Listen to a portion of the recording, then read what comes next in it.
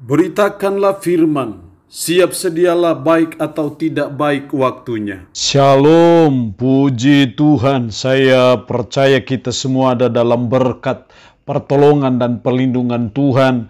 Makanya kita diberi waktu dan kesempatan kembali untuk mendengarkan firman. Karena itu mendengar firman itu suatu yang sangat penting. Karena iman itu timbul dari pendengaran dan pendengaran akan firman Kristus. Mengawalinya mari kita berdoa. Kami patut menaikkan pujian dan syukur kami kepadamu ya Allah di hari ini karena perkenanan Tuhan saja. Engkau beri kami waktu dan kesempatan kembali untuk kami akan mendengarkan sebagian dari firman-Mu. Roh-Mu yang kudus tolonglah kami, urapi dan berkati kami dengan firman-Mu di hari ini. Dalam nama Tuhan kami Yesus Kristus kami berdoa. Amin. Nats firman Allah yang menjadi renungan kita bersama di hari ini saya ambil dari 2 Tawarik pasal 15 ayat 1 sampai dengan ayatnya yang ke-9. Tapi secara khusus saya akan baca ayat 3 dan 4 firman-Nya berkata demikian. Lama sekali Israel tanpa Allah yang benar, tanpa ajaran dari para imam dan tanpa hukum. Tetapi dalam kesesakan mereka berbalik kepada Tuhan Allah orang Israel. Mereka mencarinya dan ia berkenan ditemui oleh mereka. Demikian kebenaran firman-Nya hari ini yang mengajar dan menasihati kita pembaharuan yang dikehendaki Tuhan. Saya percaya Tuhan menghendaki supaya kita mengalami suatu pembaharuan, supaya kita mengalami pemulihan. Karena itu sebagai umat, sebagai orang percaya kita belajar dari firman Allah hari ini supaya kita mengalami pembaharuan yang dikehendaki Tuhan. Pembaharuan yang model apa yang dikehendaki oleh Tuhan? Pembaharuan seperti apakah yang berkenan kepada Tuhan yang dikehendaki oleh Tuhan? Setidaknya ada 3 pembaharuan yang dikehendaki Tuhan bagi kita sebagai umat. Ayat 4, tetapi dalam kesesakan mereka berbalik kepada Tuhan Allah orang Israel. Mereka mencarinya dan ia berkenan ditemui oleh mereka. Hal yang pertama pembaharuan yang dikehendaki Tuhan adalah yang pertama kalau kita berbalik kepada Tuhan. Itu berarti bahwa kalau kita berbalik kepada Tuhan tadinya kita tidak kepada Tuhan. Tadinya kita kepada berhala-berhala.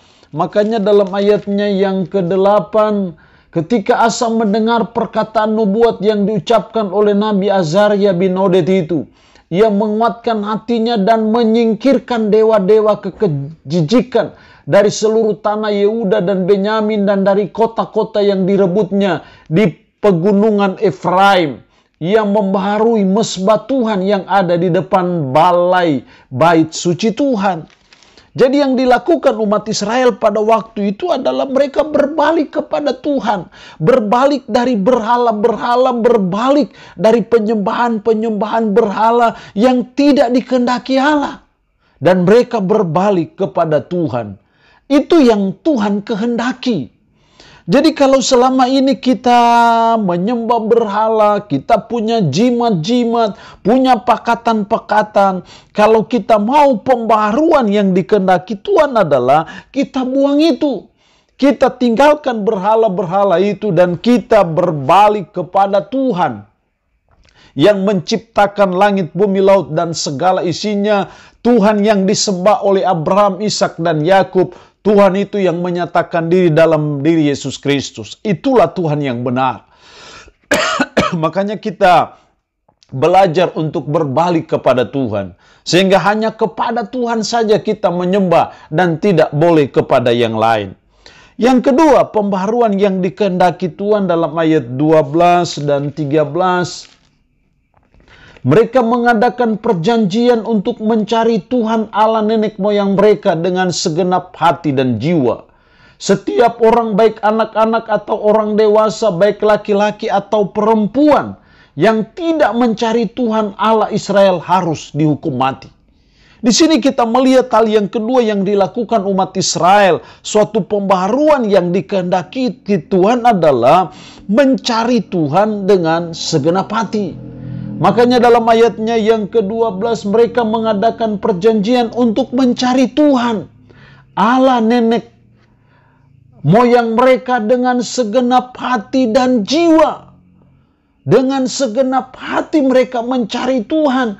Sampai ada suatu tindakan yang radikal. Bila ada anak-anak atau orang dewasa, baik laki-laki atau perempuan, yang tidak mencari Tuhan Allah Israel, harus dihukum mati. Itu suatu pembaharuan yang luar biasa. Suatu tindakan yang radikal sekali. Dan Tuhan berkenan kalau kita mengalami pembaruan yang model itu. Jadi pembaruan yang dikehendaki Tuhan yang kedua adalah mencari Tuhan dengan segenap hati.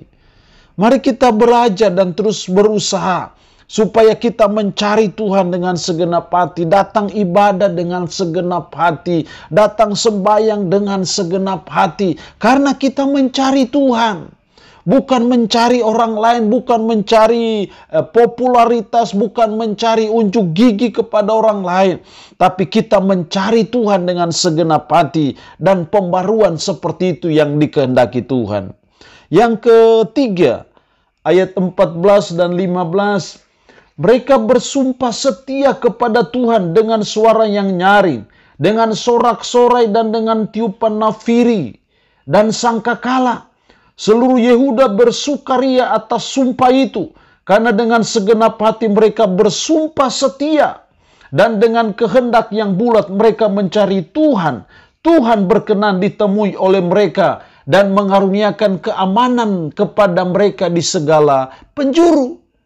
Hal yang ketiga, pembaruan yang dikehendaki Tuhan adalah komitmen setia kepada Tuhan.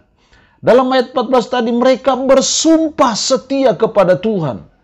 Mari kita juga belajar memiliki komitmen untuk saya mau setia kepada Tuhan. Saya mau setia mengiring Tuhan. Saya mau setia menyembah Tuhan.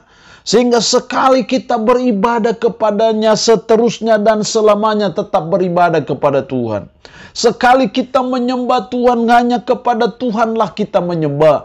Sekali kita percaya kepada Yesus Kristus sebagai Tuhan dan penyelamat kita, hanya kepada Dialah seterusnya dan selamanya kita percaya kepada Dia. Itu namanya komitmen setia kepada Tuhan.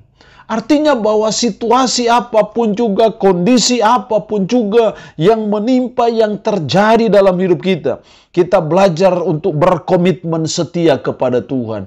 Apapun situasi kita, apapun yang terjadi, kita tetap komitmen setia kepada Tuhan. Kalau ada komitmen kesetiaan kepada Tuhan, saya percaya pembaharuan seperti itulah yang dikehendaki Tuhan. Allah yang punya firman ini memberkati kita dengan firman-Nya di hari ini. Amin. Mari kita berdoa. Puji syukur untuk kebenaran firman-Mu hari ini yang mengajar dan menasihati kami pembaharuan yang dikehendaki Tuhan. Tolonglah kami supaya kami berbalik kepada Tuhan.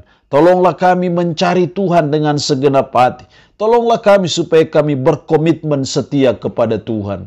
Roh-Mu yang kudus tanamkan dan meteraikan firman dalam hati dan pikiran kami dan sanggupkan kami untuk bisa memperlakukan firman ini dalam hidup kami sehari-hari. Hamba mohon berkat-Mu bagi umat-Mu yang mendengarkan renungan harian di hari ini. Yang sakit tambah berdoa dalam nama Yesus. Tuhan lawat, jamah dan sembuhkan dari sakit penyakit yang diderita. Terpujilah nama-Mu ya Tuhan. Dalam nama Tuhan Yesus Kristus kami berdoa. Amin. Shalom. Tuhan Yesus memberkati kita dengan firman-Nya di hari ini.